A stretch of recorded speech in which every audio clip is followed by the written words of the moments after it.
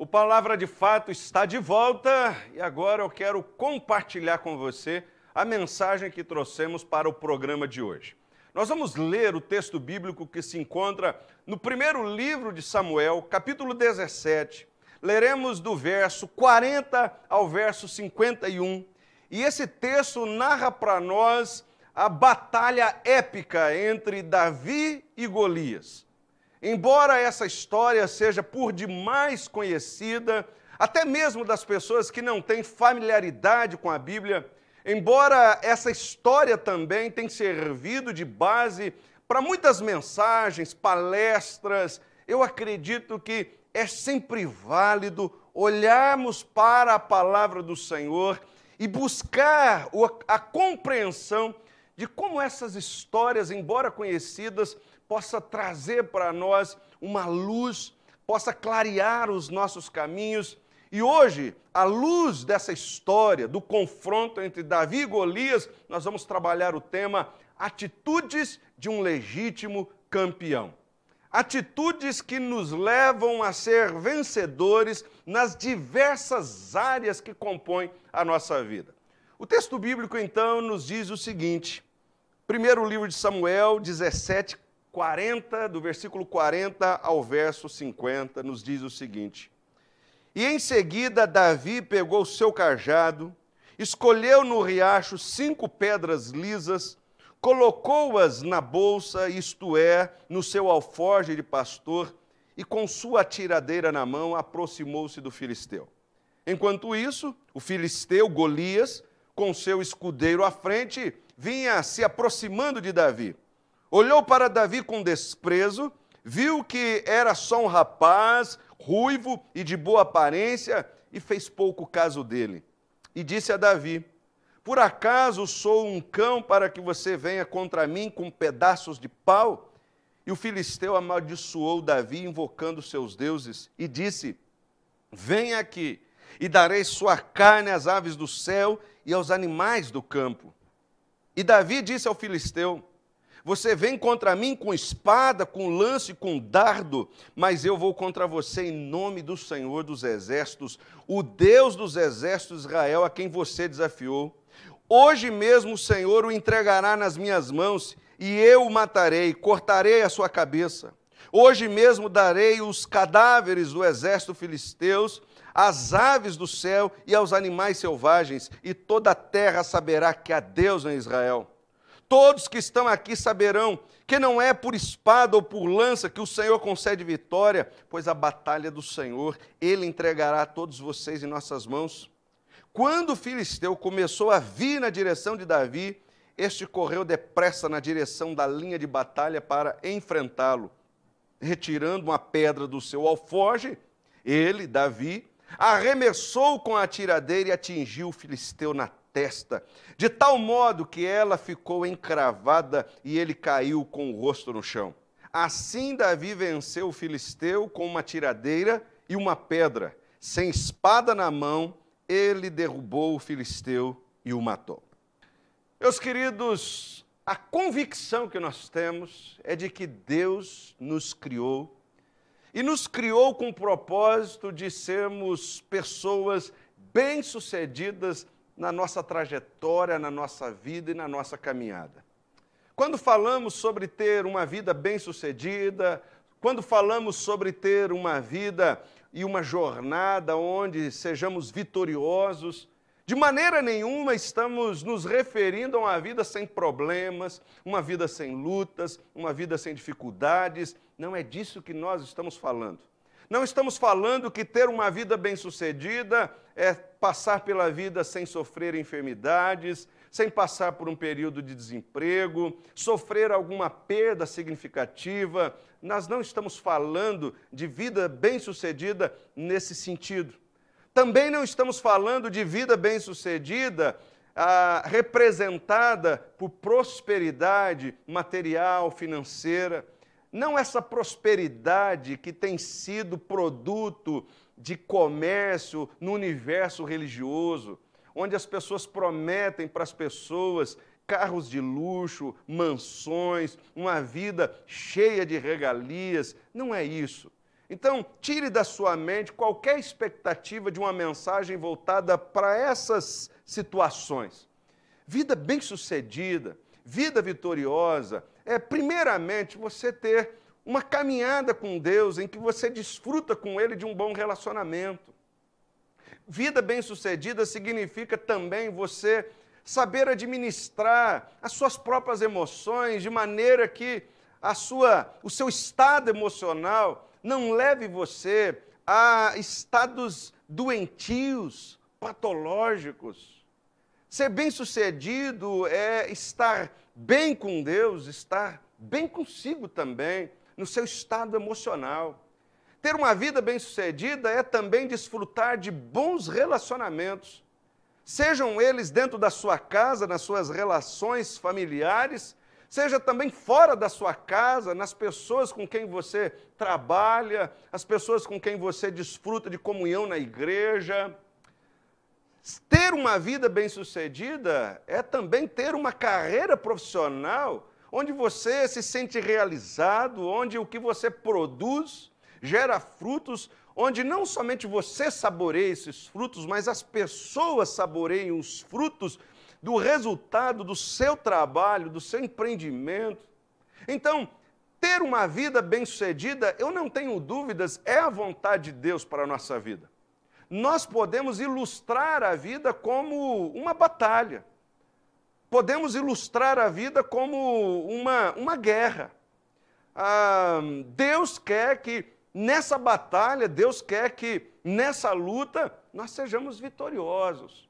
Haverão desafios diante de nós, Deus quer que tenhamos as condições, Deus quer que tenhamos habilidades, Deus quer que nessas batalhas nós conseguimos sair delas vitoriosos. Deus não quer que as situações nos vençam, nos derrubem. Deus não tem nenhum prazer em olhar para nós e nos ver arrebentados, destruídos, porque as situações suplantaram a nossa vida e nos deixaram arrebentados ao chão. Eu não acredito nisso. Eu olho para a Bíblia e percebo Deus querendo cuidar dos seus filhos, Deus querendo cuidar do seu povo e dando para eles condições para que tenham uma vida bem-sucedida, uma vida bem-aventurada. Eu olho para essa história que nós acabamos de ler, narrada pelo primeiro livro de Samuel, e nós percebemos uma história que nos ajuda a pensar sobre atitudes que podem influenciar nossa vida a sermos, nessa batalha, sermos vencedores, sermos campeões. Eu vou usar essa expressão, campeão, porque a história nos permite perceber que dois campeões vão se enfrentar. De um lado, os filisteus escolheram o seu campeão de guerra, o Golias. O Golias, ele é um soldado que, na verdade, é quase uma máquina de guerra. É um homem que media, segundo as Escrituras, 2,90 metros de altura.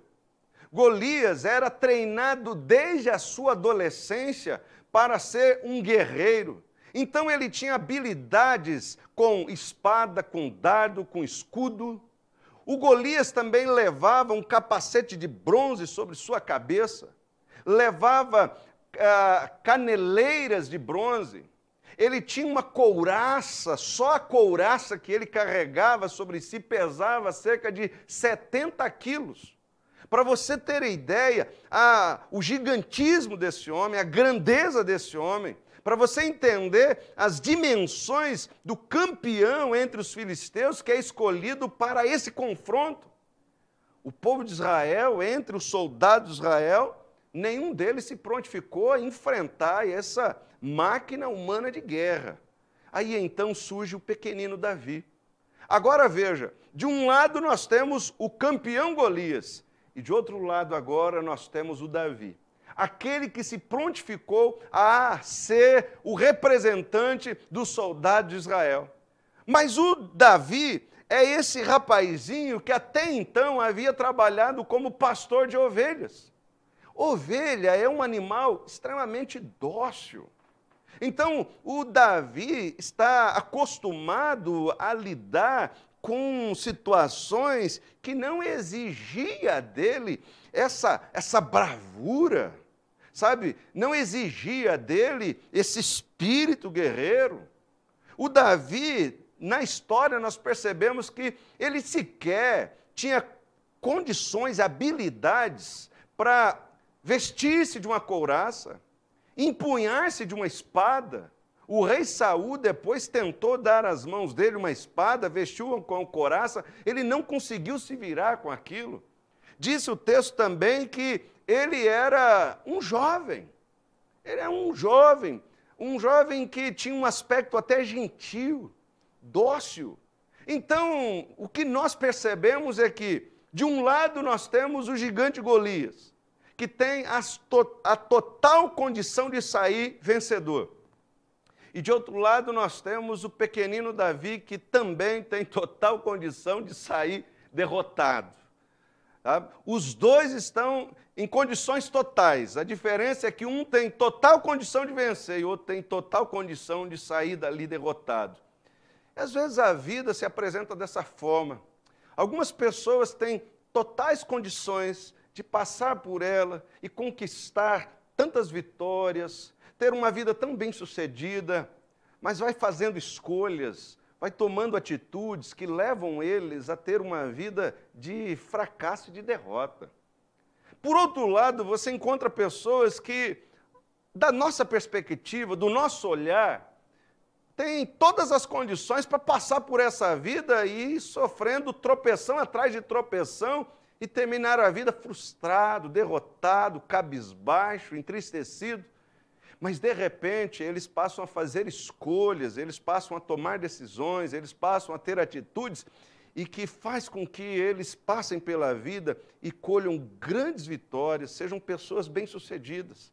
A palavra de hoje tem por objetivo ajudar você a perceber quais atitudes que farão de você um campeão legítimo, que vai passar por essa vida e vai conseguir colher vitórias.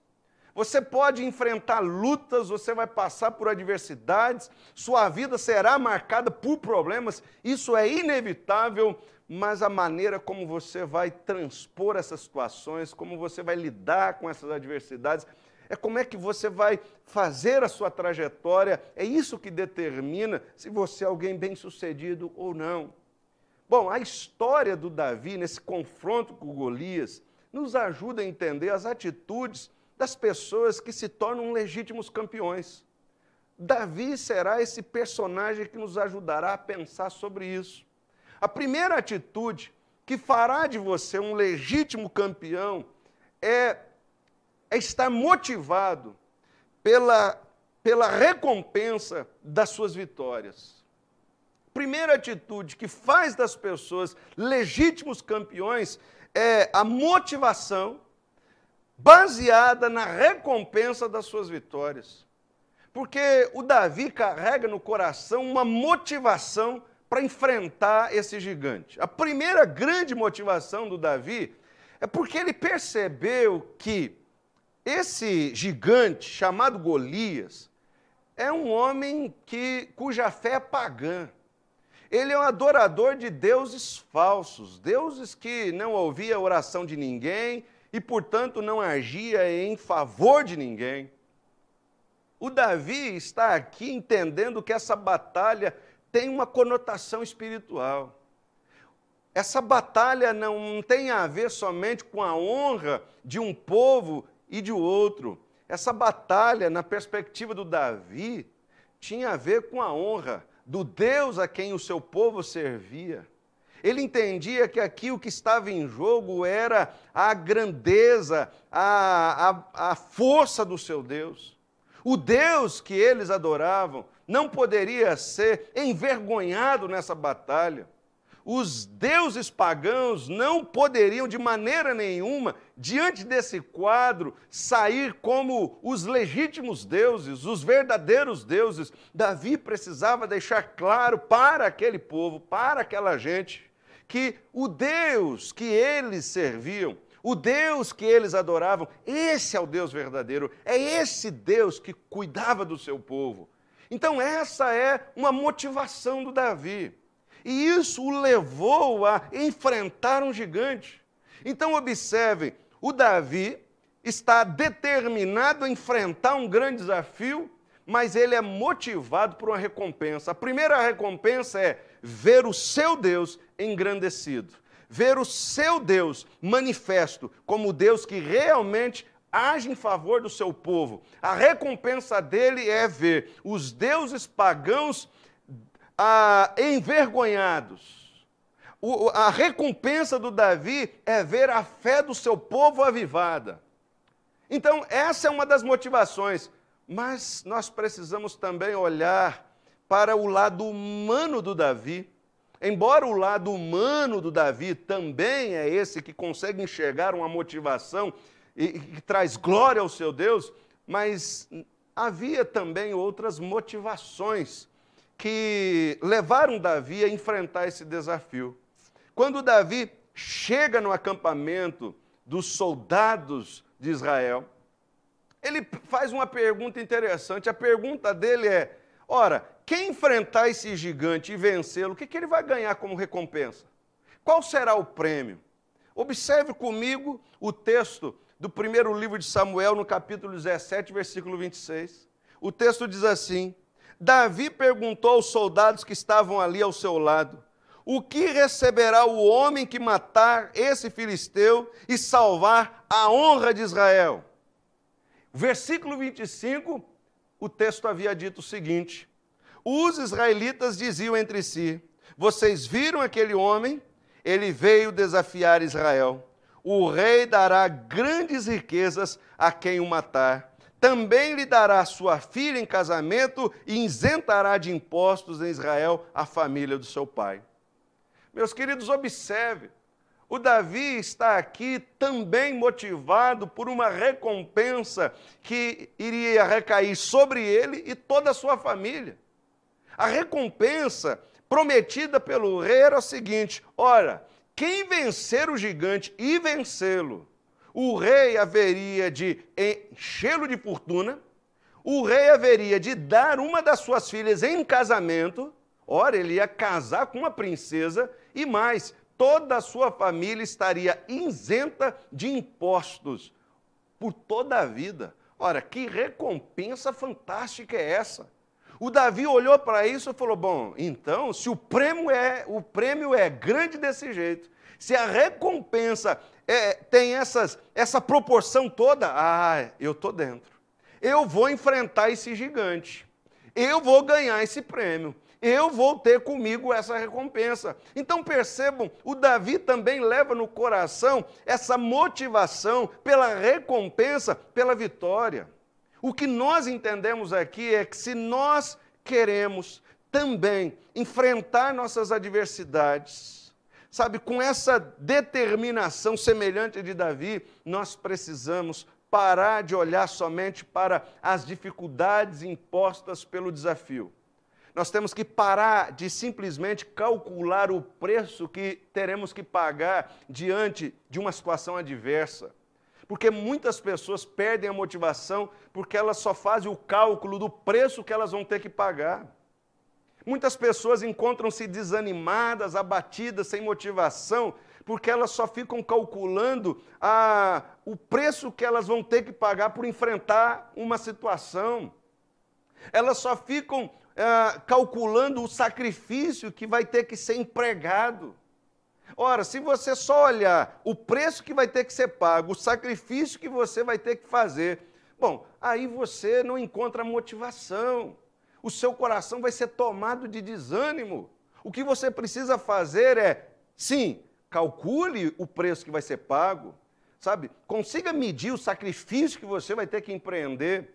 Mas não é só isso, você também precisa olhar mais adiante. Você precisa olhar as recompensas, o que você vai receber como retorno, quais serão os frutos que você vai colher do seu empenho, do seu trabalho, da sua entrega, do preço que você pagou. Quando você consegue visualizar a recompensa, o seu coração vai se encher de motivação e isso vai dar para você condições para seguir adiante, superar as suas adversidades e ser mais bem-sucedido na sua vida. Ora, às vezes o que você tem diante de você é a necessidade de estudar mais. Você colocou como meta, eu preciso passar num concurso público, ou eu preciso ser aprovado num vestibular. Enfim, então, pare de ficar simplesmente calculando as horas de estudo que você vai ter que realizar. Pare de ficar pensando somente, talvez, nas madrugadas que talvez você vai ter que passar acordado para estudar mais. Sabe, pare de ficar só observando o tempo que você vai ter que deixar de lado em lazer, em vida social, para concentrar-se no estudo. E comece a olhar agora o que vai acontecer lá na frente. Se você conseguir se disciplinar, concentrar-se e estudar, e aí fique imaginando o dia que você olhar num edital que está ali trazendo o resultado dos candidatos que foram aprovados, e você olha naquele edital e o seu nome está lá, consiga se imaginar qual alegria que você vai ter. Consiga imaginar qual vai ser o fruto dessa entrega, dessa concentração. Provavelmente o vislumbre desse resultado trará motivação para o seu coração. Às vezes o que você precisa hoje é economizar um pouco mais. O que você precisa hoje é fazer um ajustamento no seu orçamento doméstico. Talvez você vai ter que diminuir o seu padrão de vida em algumas áreas do seu estilo de vida. Ora, se você ficar olhando somente essas perdas por esse estreitamento no seu orçamento, talvez você não encontre motivação para sentar com a sua família, fazer esses ajustes, mas comece a olhar para diante. Veja qual será o resultado dessa sua disposição em fazer ajustes, estreitar um pouco o seu orçamento, cortar gastos, diminuir hoje o seu padrão de vida. Aí você começa a olhar lá na frente você vai ter uma vida com mais qualidade, você vai ter uma velhice mais segura, você vai conseguir ter uma vida mais estável economicamente para a sua família. Veja as recompensas. Talvez o que você precisa hoje é agir com amor dentro do seu casamento. Seu marido talvez é um sujeito que, humanamente falando, não merece seu amor, não. Sabe? Talvez o que ele merece é ser tratado com a mesma grosseria dele, com a mesma truculência dele, com a mesma indiferença dele. Mas você entende que, se você responder na mesma altura que ele, as coisas vão continuar mal, como estão. O que você precisa fazer hoje é responder em amor, agir em amor. O preço é alto, não é fácil, mas consiga vislumbrar para além. Fique imaginando esse homem constrangido pelo seu amor. Fique imaginando esse homem quebrantado pelo seu amor. Consiga enxergar lá na frente o seu casamento restaurado, o seu casamento renovado. Sabe? Então, consiga perceber a recompensa. Imagine-se sendo premiada por essa disposição em dar amor, mesmo não recebendo a mesma quantidade de amor em troca.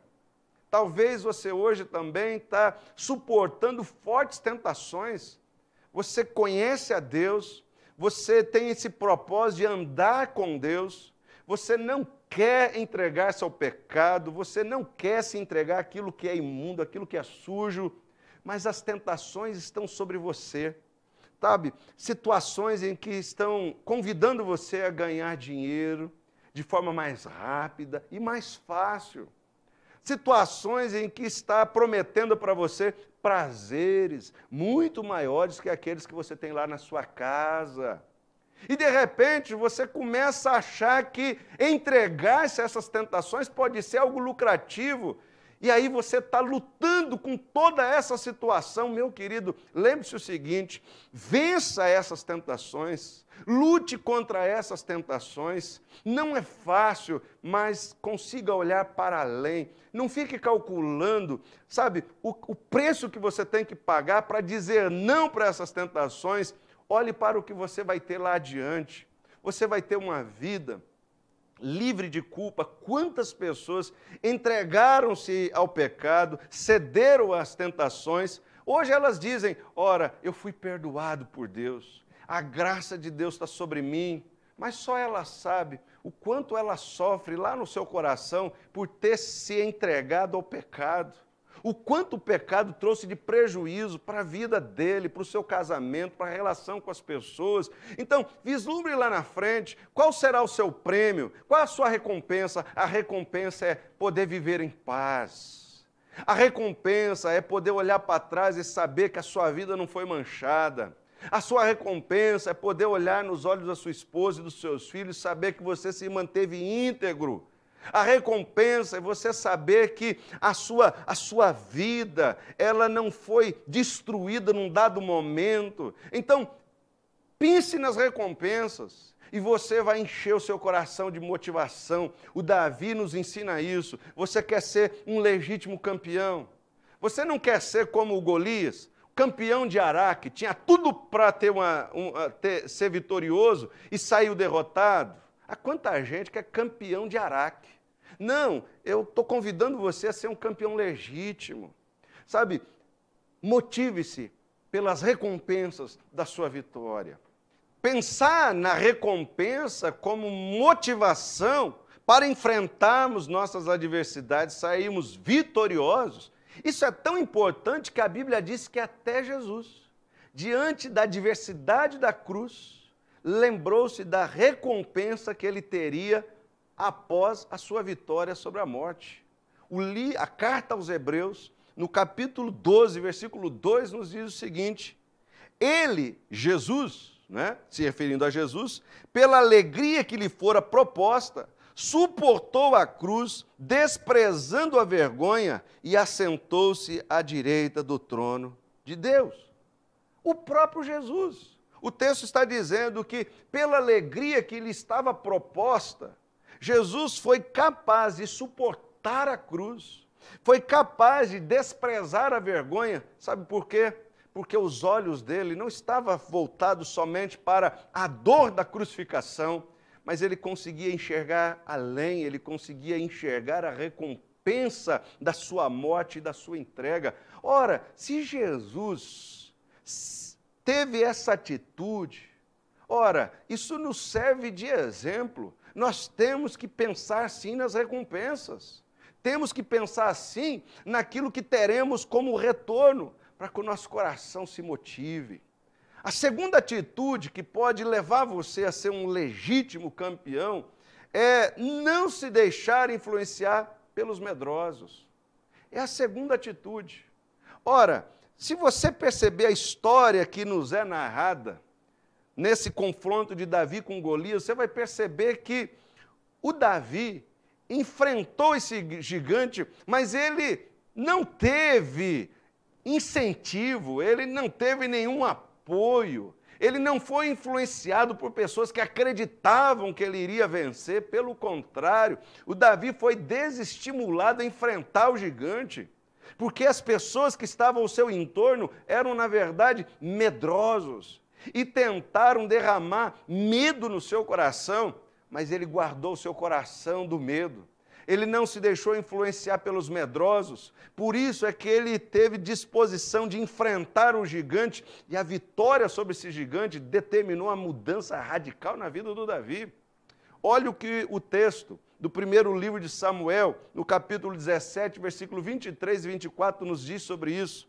O texto diz que enquanto conversava com eles, Golias, o guerreiro filisteu de Gate, avançou e lançou o seu desafio habitual, e Davi o ouviu. Quando os israelitas viram o homem, todos fugiram com medo. Observe qual era a atmosfera que predominava entre o exército dos israelitas: medo, temor. Esses homens estavam apavorados, nenhum havia se prontificado a enfrentar o gigante. Quando você está no meio de medrosos, dificilmente seu coração vai ser influenciado por coragem. O medo é esse estado de espírito que é contagiante.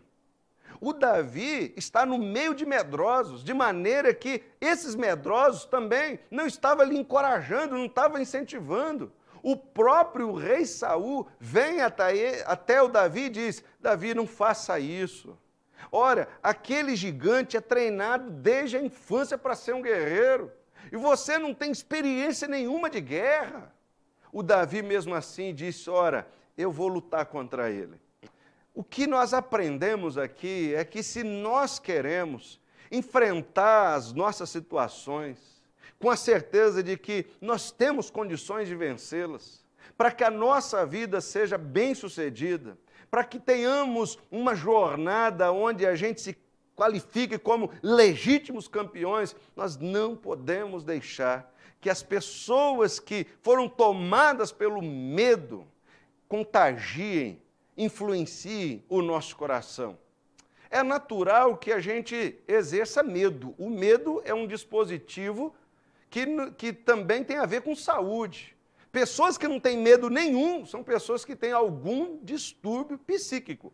O medo é um dispositivo interior que nos ajuda a nos livrar ou evitar que nos envolvamos em situações totalmente comprometedoras. Por exemplo, é o medo que evita com que eu, com o meu carro numa rodovia, acelere a 180, 200 por hora.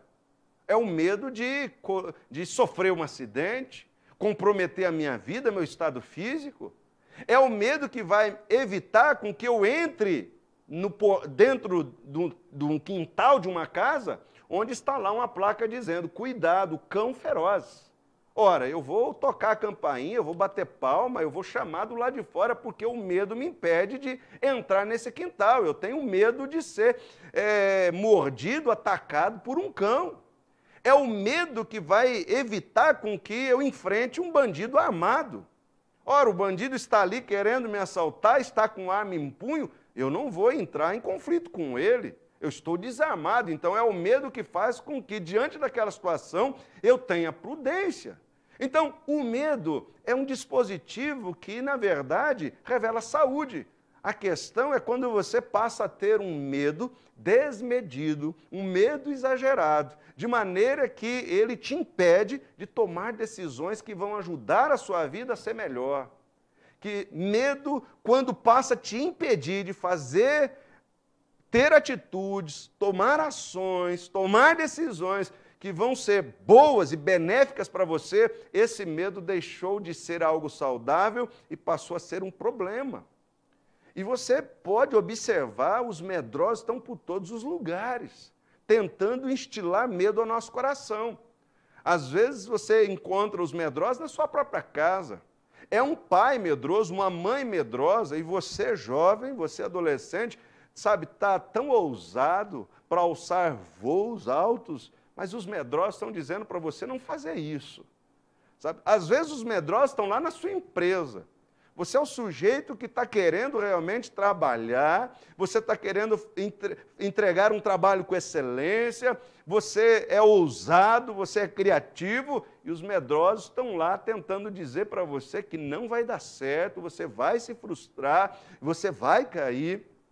Às vezes os medrosos são até os seus melhores amigos, pessoas que até vêm lhe dar conselhos aparentemente sensatos. Ora, se você observar o conselho que o rei Saul, deu ao Davi, é um conselho aparentemente sensato, racional, parece ter fundamento.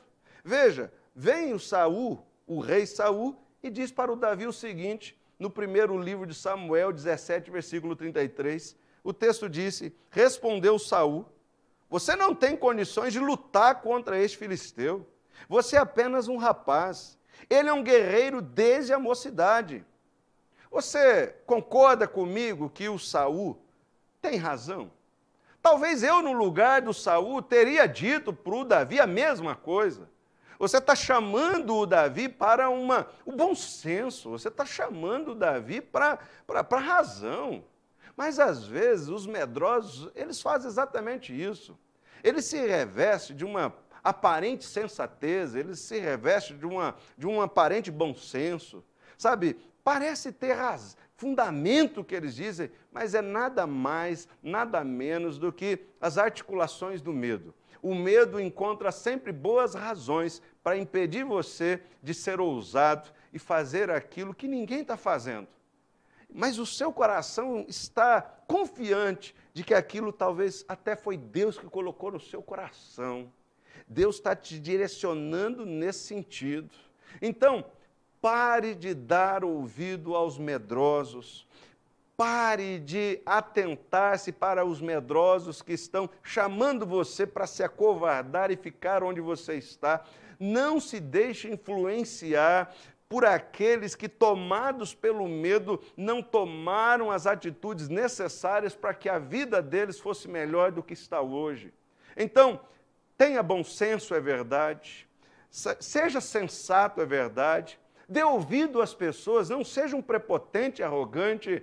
No entanto, peça para Deus te dar discernimento, para que você saiba entender qual é a voz dos medrosos e qual é realmente a voz do sensato.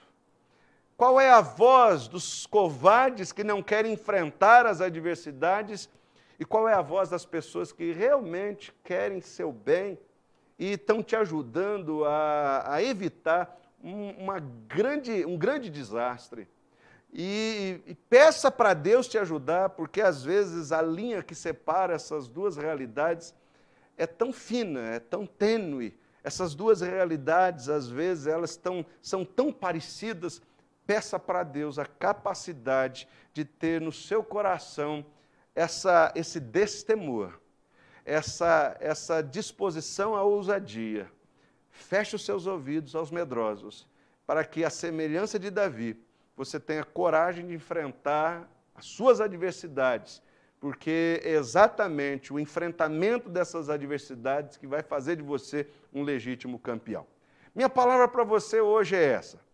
Primeiro, motive-se, busque motivação para o seu coração, vislumbrando as recompensas do seu trabalho, da sua entrega, do seu sacrifício.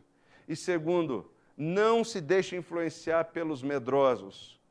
Consiga perceber todos os conselhos, as vozes dos medrosos. Busque em Deus discernimento, para que a ousadia que está em você realmente leve você a patamares mais altos. Tá bem? Que Deus te abençoe por meio dessa palavra. Nós vamos para um rápido intervalo e daqui a pouquinho a gente volta para o nosso momento de oração.